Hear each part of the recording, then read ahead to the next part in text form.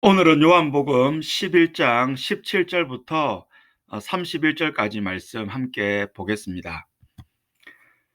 먼저 17절인데요. 예수께서 와서 보시니, 그러니까 예수님께서 예루살렘에서 베다니로 와서 보시니 나사로가 무덤에 있은 지 이미 나흘이 되었습니다. 여기 나흘이 되었다라는 말에 의미가 있는데요. 당시 유대인들이 가지고 있었던 생각이 있었습니다. 그것이 무엇이냐면 사람이 죽으면 영원히 시신주위에 3일 동안 머물다가 수월에 간다라고 생각했어요. 여기서 말하는 수월은 죽은 자들이 가는 곳이었습니다.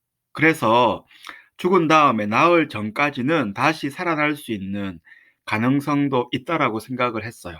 하지만 오늘 본문에 보면 나흘이었기 때문에 가능성이 0%입니다. 마치 뭐와 같으냐면 앞에 나왔던 38년 된 병자, 38년 동안 병이 들었으니까 나을 가능성이 거의 희박한 것이죠.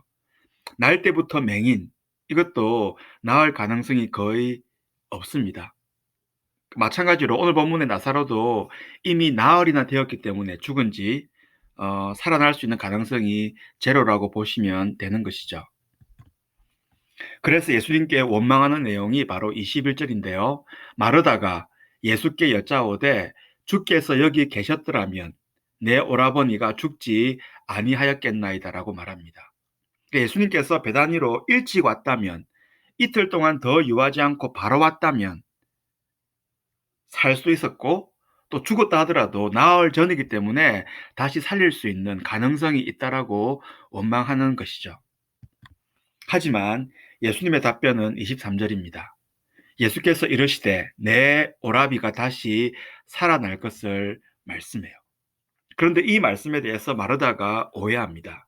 이 당시 유대인들의 믿음이 무엇이냐면 미래의 마지막 때에 부활할 것을 다들 고백을 했어요. 그래서 24절 이렇게 말하죠. 마르다가 이르되 마지막 날 부활 때에는 다시 살아날 줄을 내가 안다라고 말합니다. 예수님 말씀을 현재적인 부활이 아니라 먼 미래에 종말에 있을 부활로 생각을 한 것이죠. 하지만 예수님의 대답은 달랐습니다. 생각은 달랐죠. 25절입니다.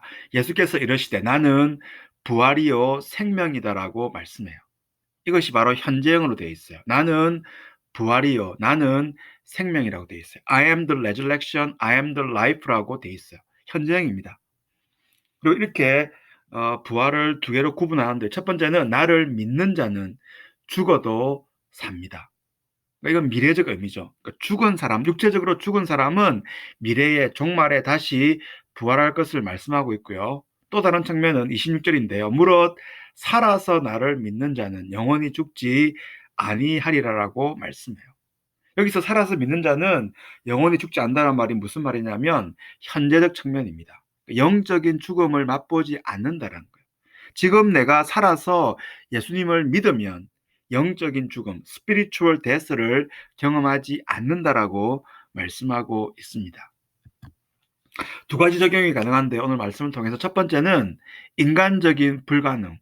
그래서 모두가 절망할 때, 하지만 우리 하나님은 하실 수 있습니다. 그래서 우리 그리스도인은 소망의 끈을 놓지 말아야 됩니다. 인간적으로 볼 때는 불가능해 보여요. 가능성이 제로입니다. 하지만 하나님은 하실 수가 있습니다. 이것을 믿고 우리가 삶을 살아가야 됩니다. 두 번째는 부활의 두 가지 측면인데요. 첫 번째는 죽어서 미래에 누리는 부활을 기대하며 살아야 돼요.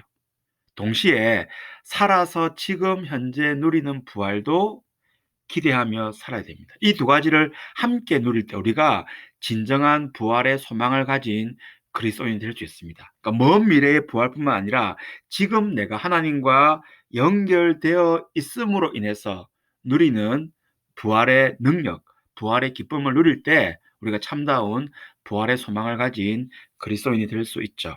오늘 말씀을 다시금 묵상하면서 기도하는 우리 큐티 시간이 되었으면 좋겠습니다.